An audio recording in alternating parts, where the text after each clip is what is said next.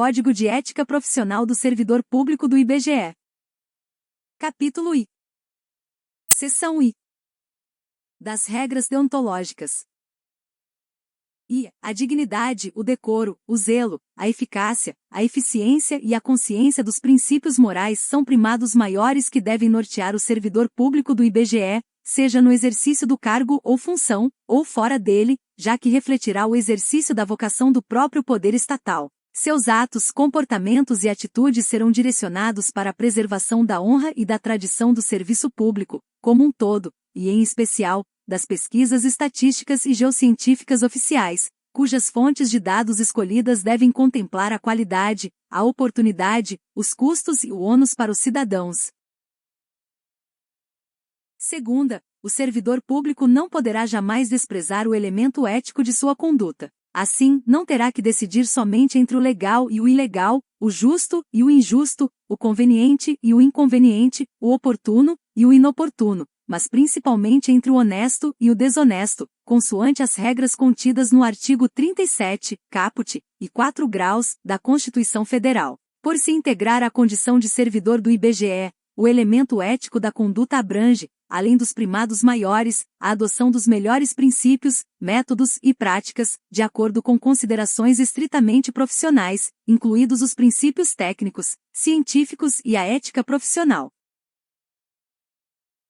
Terceira, a moralidade da administração pública não se limita à distinção entre o bem e o mal, devendo ser acrescida da ideia de que o fim é sempre o bem comum. O equilíbrio entre a legalidade e a finalidade, na conduta do servidor público, é que poderá consolidar a moralidade do ato administrativo. Para melhor exercício de sua função pública no IBGE, o servidor deve ter consciência da relevância das informações estatísticas e geocientíficas, a fim de atender ao direito à informação pública de modo imparcial e com igualdade de acesso. É imprescindível que o servidor do IBGE zele pela qualidade dos processos de produção das informações oficiais, adotando critérios de boas práticas tanto nas atividades finalísticas quanto nas atividades de apoio. Quarta, a remuneração do servidor público é custeada pelos tributos pagos direta ou indiretamente por todos, até por ele próprio, e por isso se exige, como contrapartida, que a moralidade administrativa se integre no direito, como elemento indissociável de sua aplicação e de sua finalidade, erigindo-se, como consequência, em fator de legalidade. V. O trabalho desenvolvido pelo servidor público perante a comunidade deve ser entendido como acréscimo ao seu próprio bem-estar, já que, como cidadão, integrante da sociedade, o êxito desse trabalho pode ser considerado como seu maior patrimônio. Sexta, a função pública deve ser tida como exercício profissional, e, portanto, se integra na vida particular de cada servidor público. Assim, os fatos e atos verificados na conduta do dia a dia em sua vida privada poderão acrescer ou diminuir o seu bom conceito na vida funcional. Sétima, salvo os casos de segurança nacional, investigações policiais ou interesse superior do Estado e da administração pública, a serem preservados em processo previamente declarado sigiloso, nos termos da lei, a publicidade de qualquer ato administrativo constitui requisito de eficácia e moralidade, ensejando sua omissão comprometimento ético contra o bem comum, imputável a quem a negar. Entretanto, os dados individuais de pessoas físicas ou jurídicas coletados pelo IBGE são estritamente confidenciais e exclusivamente utilizados para fins estatísticos. Ademais, leis, regulamentos e medidas que regem a operação dos sistemas estatístico e cartográfico no Instituto devem ser de conhecimento público. Oitava, toda pessoa tem direito à verdade. O servidor não pode omiti-la ou falseá-la, ainda que contrária aos interesses da própria pessoa interessada ou da administração pública. Nenhum Estado pode crescer ou estabilizar-se sobre o poder corruptivo do hábito do erro, da opressão ou da mentira, que sempre aniquilam até mesmo a dignidade humana quanto mais a de uma nação. Nona, a cortesia, a boa vontade, o cuidado e o tempo dedicados ao serviço público caracterizam o esforço pela disciplina. Tratar mal uma pessoa que paga seus tributos direta ou indiretamente significa causar-lhe dano moral. Da mesma forma, causar dano a qualquer bem pertencente ao patrimônio público, deteriorando-o, por descuido ou má vontade, não constitui apenas uma ofensa ao equipamento e às instalações ou ao Estado, mas a todos os homens de boa vontade que dedicaram sua inteligência, seu tempo, suas esperanças e seus esforços para construí-los. X. Deixar o servidor público qualquer pessoa à espera de solução que compete ao setor em que exerça suas funções, permitindo a formação de longas filas, ou qualquer outra espécie de atraso na prestação do serviço, não caracteriza apenas atitude contra a ética ou ato de desumanidade, mas principalmente grave dano moral aos usuários dos serviços públicos. X. O servidor deve prestar toda a sua atenção às ordens legais de seus superiores, velando atentamente por seu cumprimento, e assim, evitando a conduta negligente. Os repetidos erros, o descaso e o acúmulo de desvios tornam-se, às vezes, difíceis de corrigir e caracterizam até mesmo imprudência no desempenho da função pública. 12. Toda ausência injustificada do servidor de seu local de trabalho é fator de desmoralização do serviço público, o que quase sempre conduz à desordem nas relações humanas.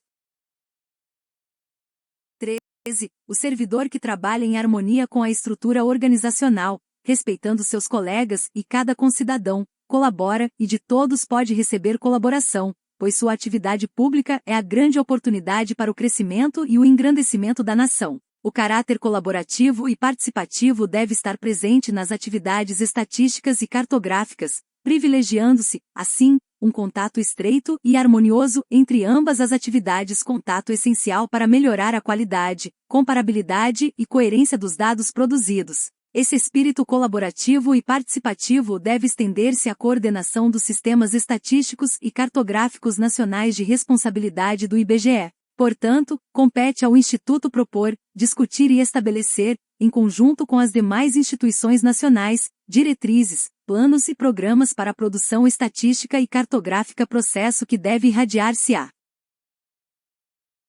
esfera internacional, especialmente na cooperação bilateral e multilateral, a fim de melhorar as informações estatísticas e geocientíficas oficiais em todos os países, por meio da utilização de conceitos, classificações e métodos que promovam a coerência e a eficiência entre os diversos sistemas estatísticos e cartográficos.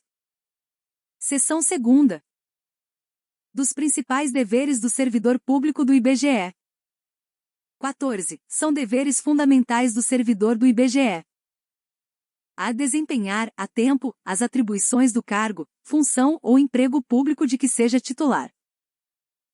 b. Exercer suas atribuições com rapidez, perfeição e rendimento, pondo fim, ou procurando prioritariamente resolver situações procrastinatórias, principalmente diante de filas ou de qualquer outra espécie de atraso na prestação dos serviços pelo setor em que exerça suas atribuições, com o fim de evitar dano moral ao usuário.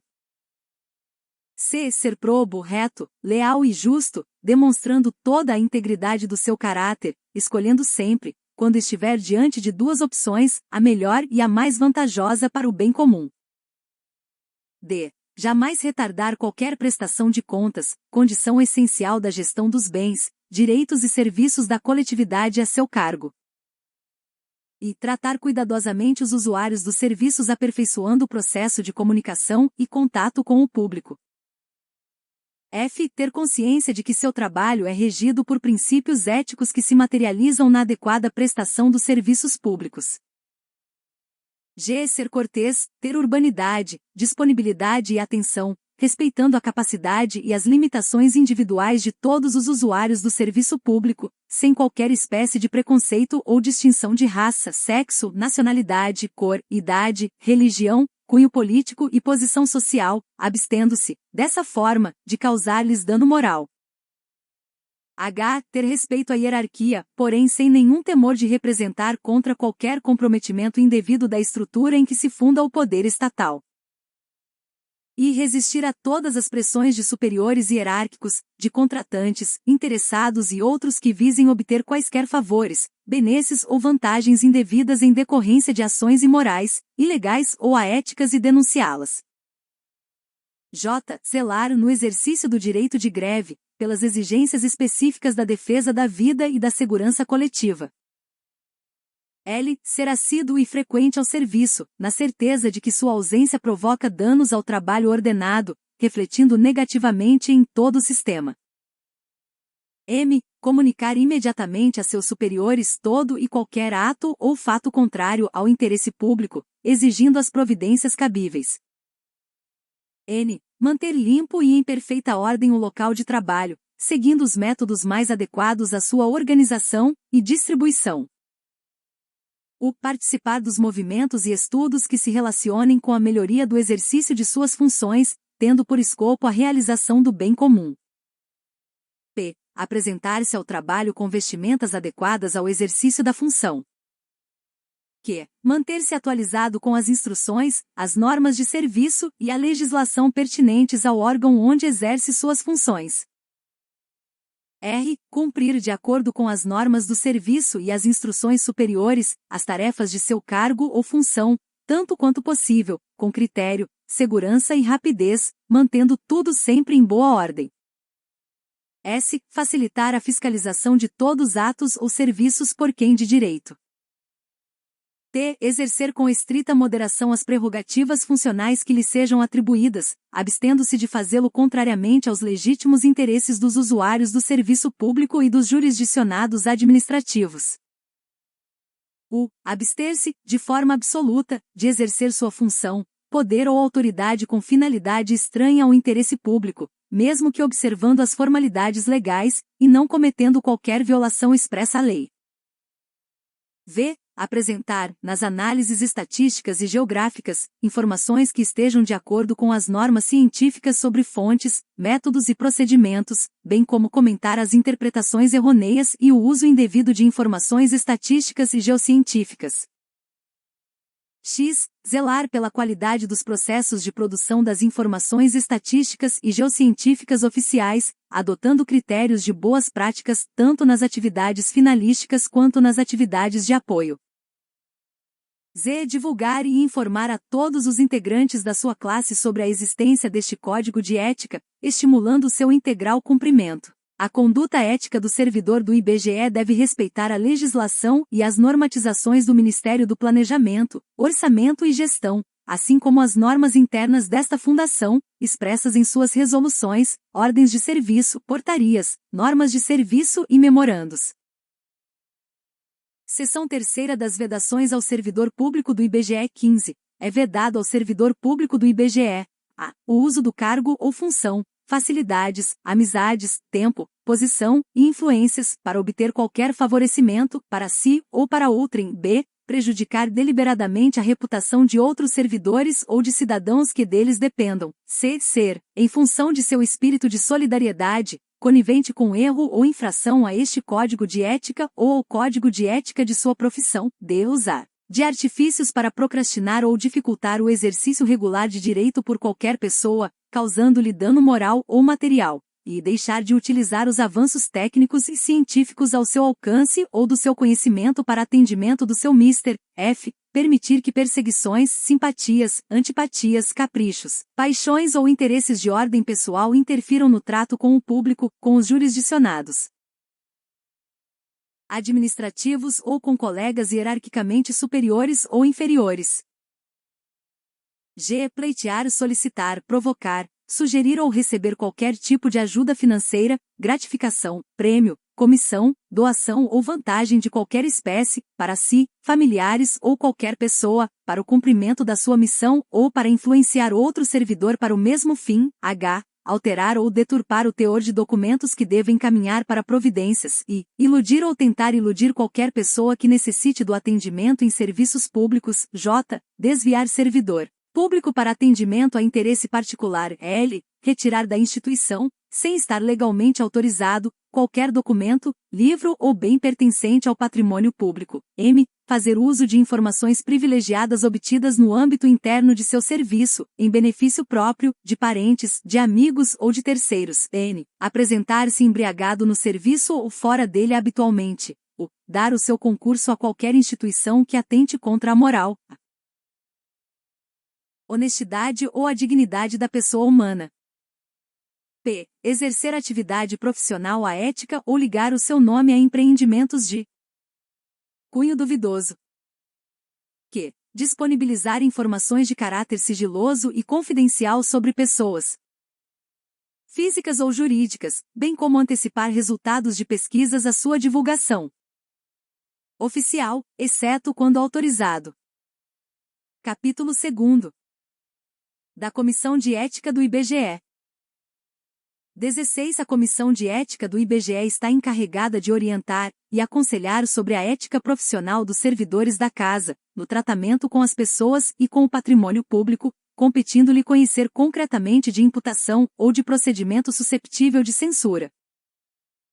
17. A Comissão de Ética do IBGE incumbe fornecer, quando necessário, e a quem de direito, os registros sobre a conduta ética dos servidores da Casa, para o efeito de instruir e fundamentar promoções e para todos os demais procedimentos próprios da carreira de servidor público no âmbito do IBGE.